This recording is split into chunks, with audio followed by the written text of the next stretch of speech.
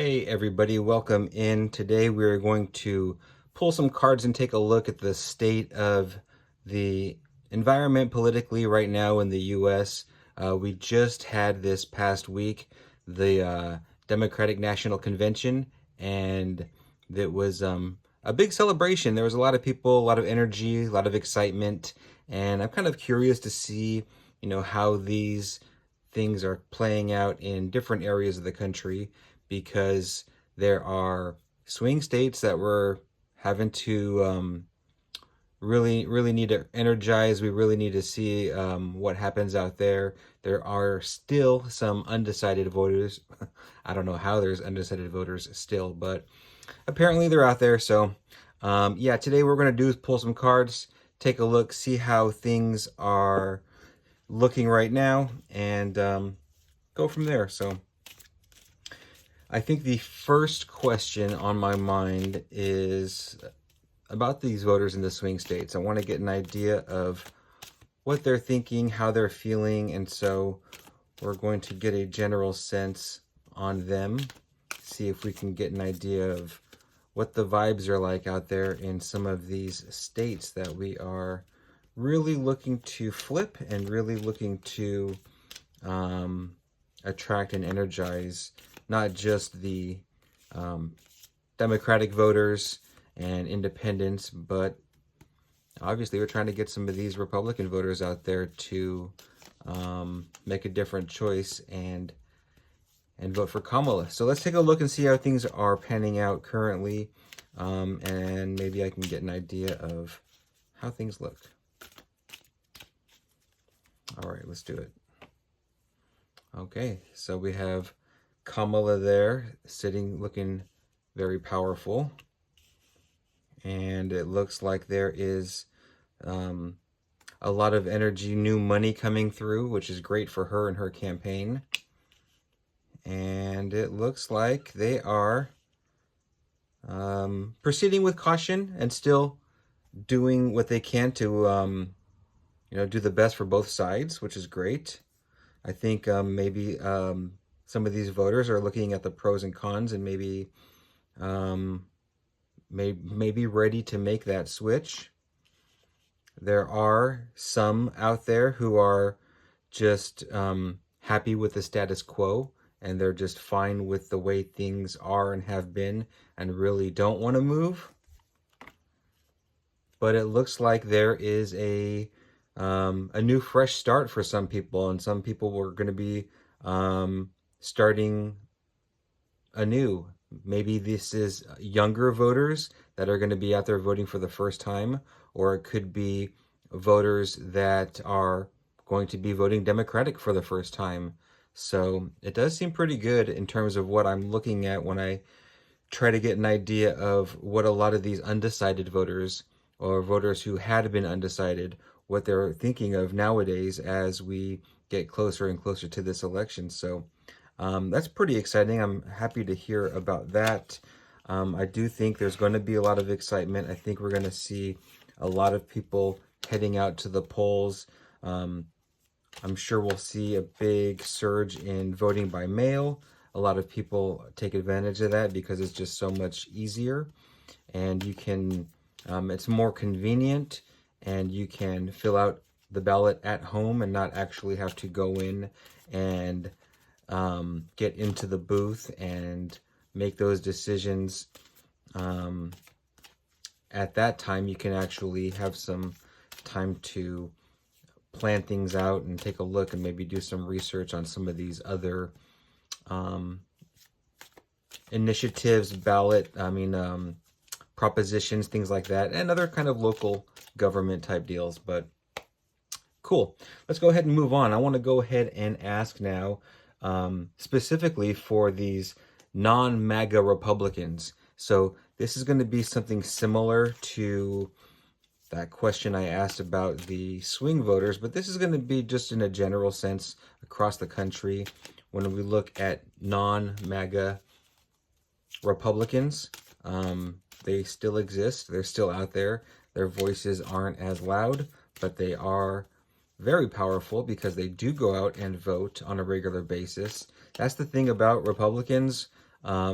which, I would say that is something that's great for them, is that they will vote every time. I mean, there may be some times where there's some people who are disillusioned and just do not want to go out and they would rather just not vote. But I would say that there's a lot of these people out there that they really cherish their vote, and they'll definitely, they take a lot of pride in it, which I understand. I take a lot of pride in it too. So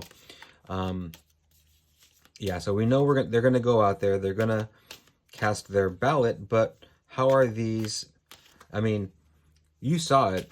There was quite a few Republican speakers at the convention making speeches and explaining why it is that they decided to make a change, why they will not be voting Republican this year, and what they've seen, what they've experienced and witnessed. So I'm really hoping that message gets through. But we're gonna, but just to kind of tap into the energies and get a sense of what is happening on the Republican side of things.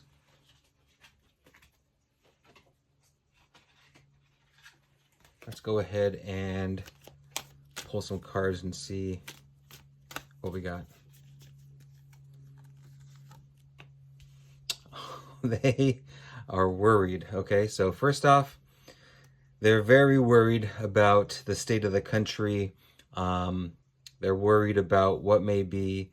They never seen themselves being in this type of situation, and so it's really haunting them. They do feel like they are left out. They really don't have a place where they belong. They feel like they don't belong in the Democratic Party. They don't belong in the Republican Party, and so they're really feeling like they're just left out, and there might not be any hope. There is some optimism looking out into the future. So they do think that maybe the downfall of Trump could be better for their party in the future. So there is a little bit of optimism there. And they're going to have to make a decision. So the time is coming. They know they're going to have to make a decision. And I'm really curious to see which way it goes. King of Pentacles. So it seems like they're going to want to still vote for Trump, which, maybe I can get some clarification on that, because it's tough for me to imagine, but I guess it's not that tough to imagine because, I've seen the way elections have gone in the past, and I've seen them vote against their interest time and time again. I've seen Democrats do it as well. So let me see if I can get some clarification on the King of Pentacles.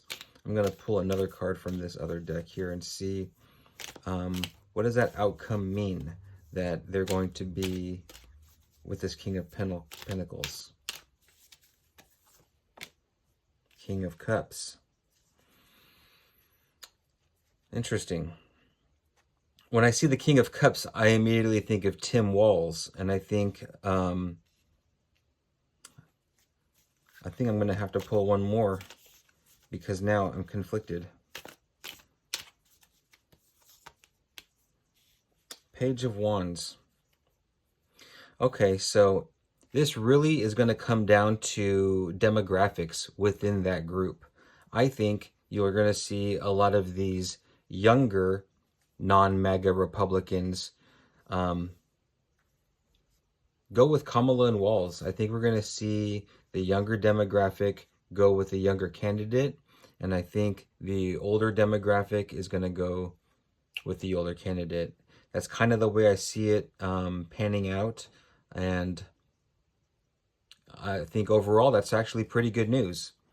So let's go ahead and move on to the next question.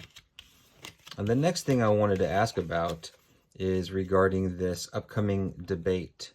So on the schedule right now, we have a debate coming up with Kamala Harris and Tim Walz.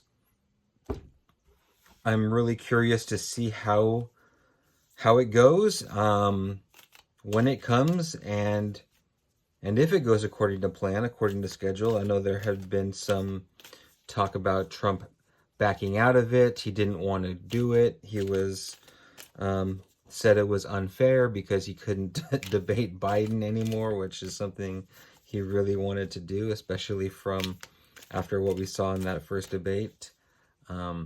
So, I mean, I can understand it, but hey, it's a new ball game, and we got Kamala, and so, is he going to go through with it? I mean, he was kind of on the fence about things, and then he committed to it, but just because he made that commitment doesn't mean he won't back out. We've seen him do that before, and he very well can do it again. So I'm curious, is Trump going to actually debate Kamala when it's scheduled? And so, yeah, I guess number one, is he going to debate her? Will they debate? And what can we expect from that debate? Let's take a look and see. All right, well, he's still undecided in terms of if he's going to actually go through with it or not. He says he will. It's actually not quite, he's not quite certain that he will, even though he said it. He's still having some doubts. So that's still up in the air. We have the Chariot, which tells me that Kamala, she's all for it. She's charging forward 100%. She's not looking back. We have the two horses, the black and the white, which for me tells me that she is working for both sides, the Democrats and Republicans. So she definitely says she wants to be the party for all Americans. And so she's charging forward, not looking back. And with the strength card, I definitely see her showing up and taming the beast. It looks like she's definitely going to be able to overpower him, whether that's with her youth, with her, using the strength she has. So she has a lot of strengths that really will affect him because she is a woman of integrity, perseverance, determination. She's quick on her toes. She's a great speaker, and so she's ready. She's ready for this. It's going to be all up to him. And he is just hanging out, not really sure if he wants to move forward. He's just still stuck. He's indecisive. He thinks he knows it all, and he thinks he's really going to be the one shining, but he's afraid of losing, so it's causing him to be kind of stuck. And finally, the Nine of Wands. So I think he is going to go through with it, and he will debate her, and he's going to get beat up because, she's going to tame the beast. He is going to be beat up and abused, and yeah, I mean, he's definitely going to be hanging on by a thread after the end of it. So I'm looking forward to seeing it because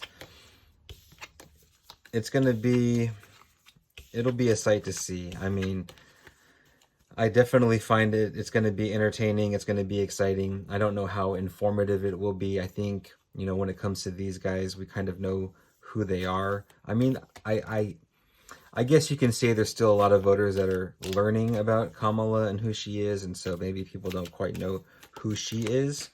And so for them, it might be one of those situations where, maybe it's the devil you know versus the devil you don't. But I think as they continue to learn about her, and I think she did a great job with her speech, it was really well done. I think she hit all the marks, and she covered a lot of the points where people maybe had some concerns, but I'm really feeling good about it.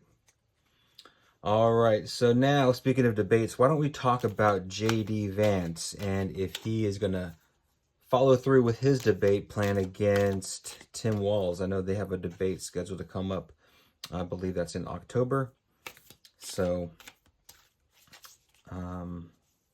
yeah, let's take a look at that, because a lot can change between now and then. I mean, a lot has changed. If you look at the course of the past, what has it been, maybe 6 weeks since that last debate with Trump and Biden?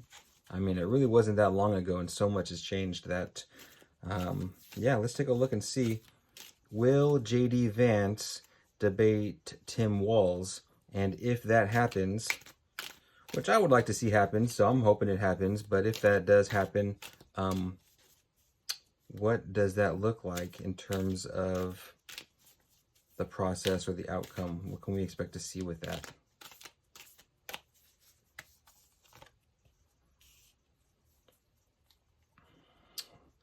All right, so we have the Six of Swords. So there is a sense that I wonder if this is telling me that maybe Trump is going to be moving on from Vance, and maybe Vance won't be there.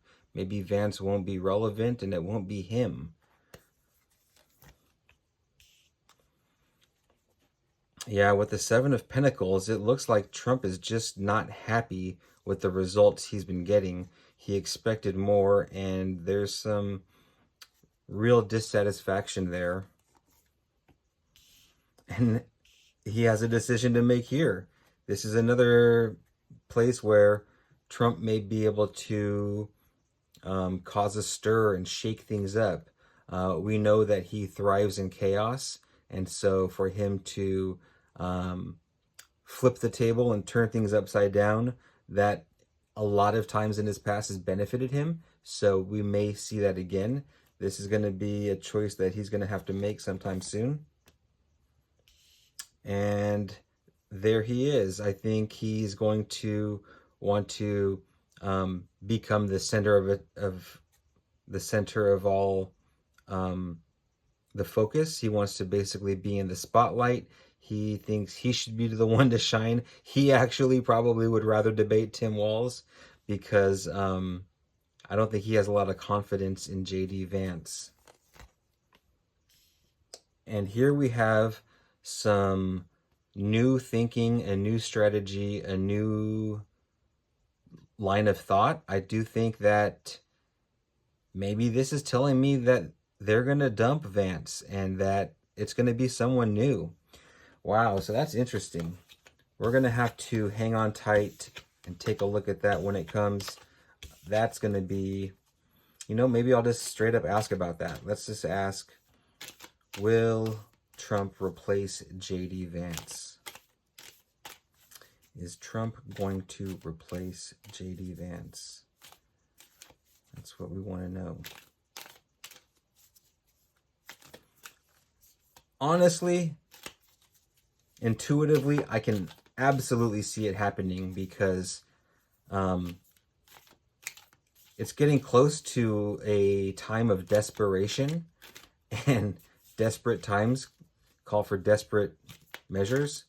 So I definitely do see him thinking that this might be the best strategy, is to get rid of him and bring someone else in, because he's no longer in the spotlight. He's no longer in the headlines. I mean, it's really all about Kamala. She's got the bigger crowd sizes. She's getting the better ratings. And that's like his weakness. That's his kryptonite. He can't stand to see it. So let's see. Will Trump replace J.D. Vance? Empress. We have some new energy, some expansion and abundance. We have the Emperor, which is almost like a dictator type vibe that I'm getting with that card there. Temperance. So it does seem as though maybe he could be changing directions. Nine of Cups. I mean, when I see the Nine of Cups, I'm thinking that maybe he's going to stay the course. Queen of Pentacles. this is really an interesting. We do have one, two, three, four women here, and it makes me wonder if he is considering a woman as a VP.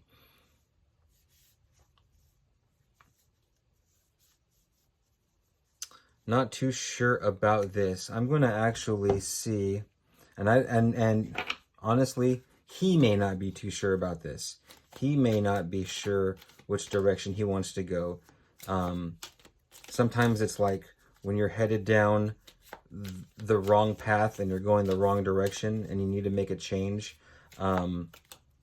Sometimes it doesn't matter which direction you turn, but changing directions is better than going the same way. So I think that's kind of what he's thinking. I feel like because Kamala's a woman and she has a male VP, he's a male. I do see the why in his mind he might think it's more beneficial to choose a woman as a running mate. I think if he would have known that Walz was the pick, or that if he would have known it was Kamala leading the ticket, you know, going in, he definitely would have been more inclined to choose a woman vice president pick. So let's see. I'm going to get an idea. I'm going to pull some clarifiers. Let me just do another shuffle here, and then I'm going to clarify these cards.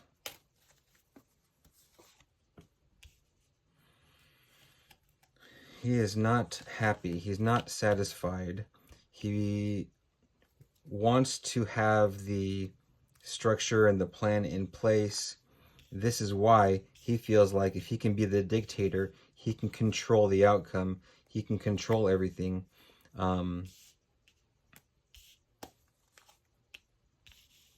Yeah, he's really having some regrets about the current situation right now. And he was really hopeful for celebration. He was really felt like he thought it was over. He really thought it was over, and he was really celebrating before he got to the finish line. And it's all because of her. She really put a wrench in things. So I think that he really wants to choose another VP pick. Now, I think it's going to come down to whether or not his campaign manager or whoever it is that's really advising him, if they're going to let him make that change or not. At this point, I actually think it's more dangerous to stay with JD Vance. I mean, I'm not here trying to give, you know, political advice to Trump and his camp, but obviously for me it feels like JD Vance is the wrong guy, and it sounds like right now they're doubling down on it, but I think they might cut him loose and pick someone else. So that's what I'm getting here with these. It's going to be interesting to see how things shake out. We do have some time before the next debate, so we will be pulling some more cards before then. And just to wrap things off, I actually did want to pull a card for you, just to see in terms of the viewers today, who in the world might be watching this video. And you know, if you've made it this far, hey, thanks for hanging around. I'm very new to this, just getting started with YouTube and trying to kind of feel my way out with things. So definitely experimenting as I go, and I think doing tarot is probably going to be a good way to kind of get started for me, because I think it's just a great way to kind of discuss current events in a spiritual type level. And so I'm here for it. And so yeah, feel free to like and subscribe and all that fun stuff, and I'll definitely work on getting some more videos out, probably here like on a weekly basis. But let's get a special message for you.